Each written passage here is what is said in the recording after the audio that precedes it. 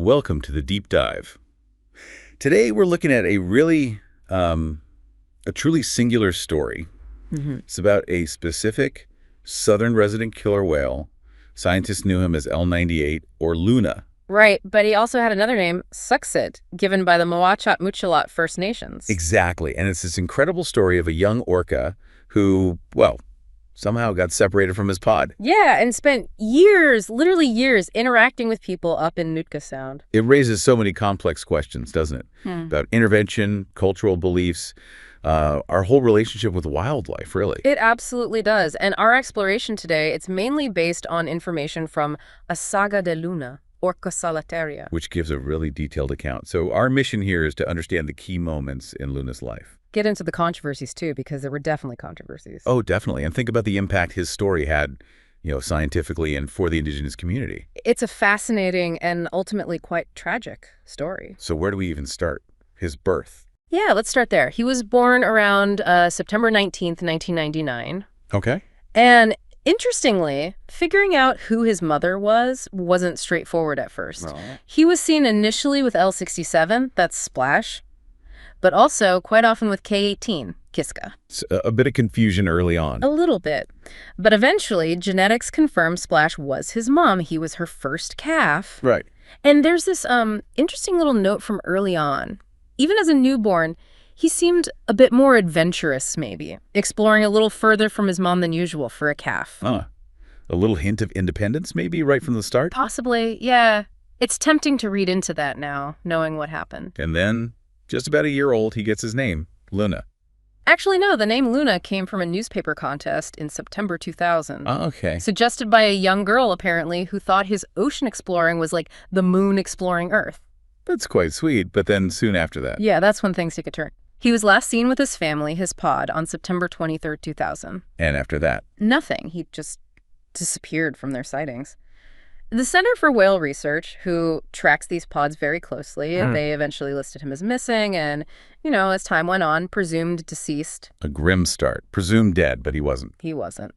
Fast forward a few months to March 2001, reports start coming in about a lone orca in Nootka Sound. And the first thought is, maybe a transient. Exactly. That's the usual assumption for a lone orca in that area. Transients move through, they don't stay. But this one did stay. This one did. And in July 2001, in Gold River Inlet, which is Muatchat-Muchalat territory he's identified, it's Luna. Wow. Found again. And the timing here is just crucial, isn't it? Incredibly crucial. This sighting, confirming it was Luna, happened just 4 days after the death of the Muatchat-Muchalat chief, Ambrose Makina. A highly respected leader. Very much so. And he had actually spoken about believing he might return after death in the form of a whale. So Luna showing up right then. It was seen as profoundly significant. Not just a coincidence, but a spiritual event. They believed Luna was the reincarnation of their chief. And that's when he received his name. Tsuxiit. Yes, from the chief's son, Mike Makina, who then became the new chief. So right away, Luna's presence wasn't just a biological event. It was deeply cultural, deeply spiritual. That adds such a complex layer. Meanwhile, the Canadian authorities, the DFO, Department of Fisheries and Oceans. Yep, the DFO. They knew it was Luna, too. What was their initial approach? Well, interestingly, they tried to keep his presence sort of low-key, quiet until about January 2002. Why do you think that was? Maybe to figure things out without a media storm. That's a likely reason, yeah. To assess the situation, decide on a course of action. And there's another fascinating detail from this early time. Go on. Luna was actually documented mimicking sea lion barks. Mimicking sea lions? Yeah. Which is, well, it's unusual. It speaks maybe to his isolation, his social needs, trying to connect somehow. Trying to communicate with something in his new solitary world. Incredible. So he's there. He sucks to the First Nations, but he wasn't initially interacting much with people, right? Not at first, but that changed. Around September 2002, his behavior shifted quite noticeably. Oh, so? He started actively seeking out boats, going right up to them. Any particular kind? He seemed drawn to slower ones, like this old minesweeper, the MV Chuck III. He'd bump the hull, push the rudder. Playful behavior almost. Yeah. Or seeking contact. It seemed like deliberate interaction, yeah. playing in the spray from water hoses, things like that. It's really not typical orca behavior, seeking out human objects like this. Definitely not. And this increase in interaction led to some specific actions, right? Yeah. The Luna Stewardship Project. That's right. That project was set up specifically to try and discourage these interactions for his safety and, well, for people's safety too, and also just to monitor his health. Did it work? Discouraging it? Not really, it seems. He kept spending a lot of time near docks where the boats were. The interactions continued, maybe even increased. And the DFO had to step in. Yeah, they started enforcing the laws about disturbing marine mammals more strictly. People were actually fined for touching him. It shows how close these encounters were getting. And things didn't always end well. There was an injury. Sadly, yes. In August 2003, he got hurt. 2 pretty large gashes on his head. Oh no, from what? The strong suspicion was a boat propeller, a collision. Oof. That must have really escalated concerns. It absolutely did. That incident really brought the dangers of his situation into sharp focus. It became a real catalyst for seriously considering intervention. So trying to get him back with his pod became a serious plan then. Yes. The initial idea worked out between the DFO and the U.S. National Marine Fisheries Service was kind of passive. How so? They thought, okay, if his pod, the L pod, happens to swim near Nootka Sound. Which they sometimes do, right? They do, yeah. So the plan was, if they came close, they'd try to lead Luna out to meet them.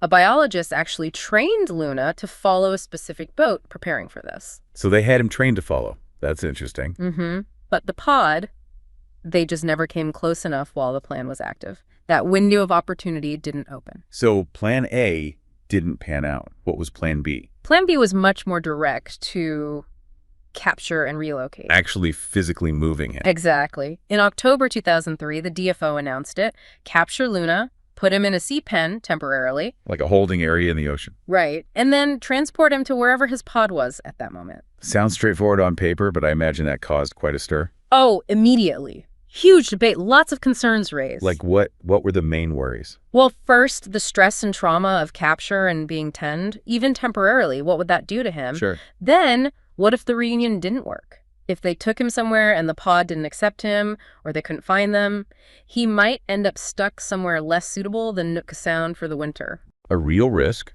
So they delayed it. Yeah, partly because of those concerns, the plan got postponed until the spring, but there was also just a lot of opposition. From who? Besides the practical concerns. Animal welfare groups worried the temporary pen might become permanent captivity. You know, the Free Willy scenario playing out in people's minds. Despite the DFO saying it was a last resort. Despite that, yes. And others just felt strongly, let nature take its course, don't interfere. And critically, the Moachot Mukalat, they weren't on board at all, were they? Absolutely not. They felt excluded from the decision-making, for one. Which seems like a major oversight given their connection. A huge oversight. And fundamentally, capturing Tsux'iit, their reincarnated chief, that was deeply spiritually wrong from their perspective. It went against everything they believed about his presence there. So you have this clash, scientific management versus deep cultural belief. Precisely. And that set the stage for what happened next when they actually tried the capture. Right, the attempt itself. They built the pen. Yep. Pen was built in May 2004. Capture date set June 16th. Yep. And the Moachot Muchalat took action, direct action. What did they do? They got in their canoes, paddled out, and basically intercepted Luna. They used traditional songs, ceremonies. They actively lured him and led him away from the capture site. Just kept him away from the DFO boats and the pen. For 9 straight days. 9 days? That's incredible dedication. It was a powerful statement. They were resolute, singing to him, keeping him with them, away from the pen. What could the DFO even do? Ultimately, nothing. They realized they couldn't proceed without the First Nations' cooperation, let alone against their active spiritual resistance. They had to abandon the capture attempt. Wow. Culture and belief directly stopping a government wildlife plan. It was a really significant moment, highlighting that conflict and the power of the First Nations' connection to Tsux'iit. So capture off the table. Loon stays in Nootka Sound. What happened then? Did things calm down? Not exactly. After the failed capture, there were actually reports that Luna became maybe even more interactive with boats, sometimes causing minor damage. Like he was frustrated, or just continuing the pattern. Hard to say his motivation, but the behavior continued, maybe even escalated slightly. This led to more talks between the DFO and the Moachot Muchalat. Trying to find common ground again. Yeah. By September 2004, they reached a new agreement. The focus shifted. To what? primarily preventing the public from interacting with him trying to manage the human side of the equation, and also, crucially, agreeing to cooperate on any future reunion attempts, but only with the full involvement and consent of the First Nations. So cooperation was key now. But did Luna himself change his behavior much? Did he stop seeking out boats? The reports suggest not really. He seemed pretty insistent on those interactions. The boat damage incidents continued, unfortunately. He'd spent years associating boats and people with, well, with social contact, maybe. That pattern was just too ingrained by then. It seems that way. And then we entered this period, like 2004 to 2006, where, what? Was it just monitoring? Pretty much. No more big intervention attempts. The DFO monitored him. The Moachat Muchalat kept watch. Other groups, too. Lots of discussion, I imagine, but no action. Lots of discussion continued about possible reunion scenarios, yes, but no concrete plans were put into action. He just remained there. Luna Tsux'iit, a unique resident of Nootka Sound. Until March 2006, the tragic end. Yeah. It was March 10th, 2006. In the morning. What happened? He approached a tugboat, the General Jackson. It was a boat he knew, one he'd interacted with before. Okay. The tug was idling, just sitting there in the water, and Luna started interacting with it, playing around it, as he often did. Yeah, man. Then somehow, tragically, he got too close to the propellers while they were engaged. Oh, no. He was killed instantly. The injuries were extremely severe. Apparently, it was difficult to even identify the remains at first until a larger piece was found. That's devastating. An accident waiting to happen, maybe, given his behavior. Looking back, the risks were always there with those close interactions around large, powerful machinery. It's just incredibly sad it ended that way. A really heartbreaking conclusion to such a unique life story. But his story didn't just end there, did it? It lived on. Absolutely. His legacy is quite significant. The story has been told and retold. In movies? Yeah, there's a TV movie in 2007, Luna, Spirit of the Whale, though apparently quite fictionalized. Okay. And then a more documentary-style film in 2011 called The Whale, plus several books have been written about him. So his story definitely captured people's imagination and continues to resonate. For sure. It ensures that Luna and the complex issues his life raised aren't forgotten. So wrapping up this deep dive, we've traced this incredible journey, a lost calf, Tsux'iit the spiritual figure, a symbol of human-wildlife conflict. What are the big takeaways for you? Well, a few things really stand out. First, just the undeniable deep connection the Moachat Muchalat have with the natural world, embodied in their beliefs about Tsux'iit. That's powerful. Second, the sheer complexity of wildlife management. It's not just science, it's ethics, it's culture, especially when humans have already impacted an animal's life so much. Right, our actions have consequences. Exactly, and that leads to the third point. The real danger when wild animals get too used to us, too habituated. Luna's death was a tragic outcome of that closeness.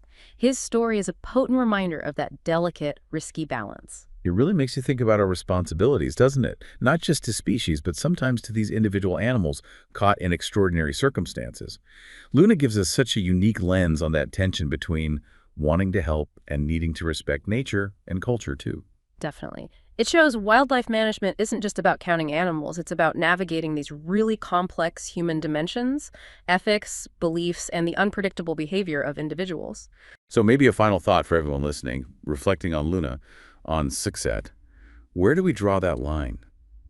The line between our impulse to intervene and help an individual animal we connect with, and the need to respect natural processes, wildness, and diverse cultural perspectives like those of the Moachat Muchalat.